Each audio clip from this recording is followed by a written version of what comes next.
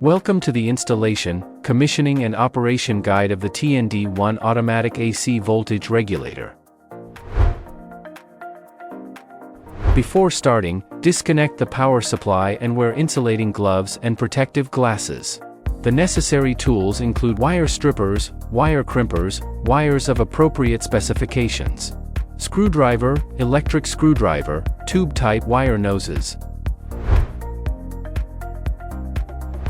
Before starting the wiring procedure, open the back panel of the voltage regulator and find the wiring port. First, use wire strippers to strip 11 to 13 mm of the copper wire, making sure the exposed copper wire is of moderate length. Next, use wire crimping pliers to crimp the wire nose to the end of the copper wire to ensure the reliability of the connection.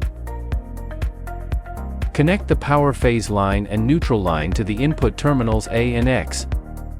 Connect the output end, 110 volts or 220 volts, to the corresponding phase line and neutral line. The grounding terminal must be grounded to ensure safety. It is strictly prohibited to use the grounding wire to replace the neutral wire, otherwise the machine may get energized or fail to work normally. Finally, use the electric torque screwdriver to tighten the wires.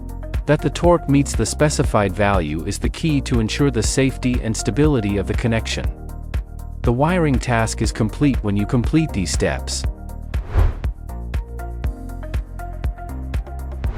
After powering on, wait for 3 to 10 seconds until the output voltage meter shows 220 volts.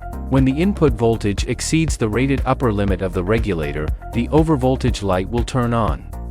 When the input voltage is lower than the rated lower limit of the regulator, the undervoltage light will turn on. If you encounter any issues, please refer to the troubleshooting guide.